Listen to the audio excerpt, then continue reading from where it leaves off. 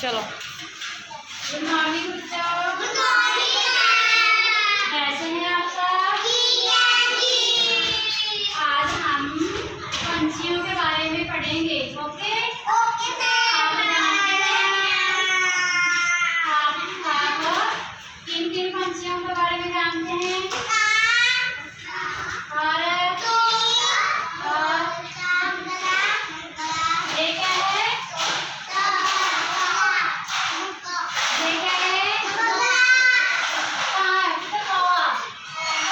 कौवा। ये क्या है? कोई। ये क्या है? ये क्या है? ओके हम पंछियों की आवाजें निकालना सीखेंगे। ओके हाँ जी। ये है कोई। कोई क्या कहती है? कैसे बोलती है? कोई बोलती है तोता कैसे बोलता है?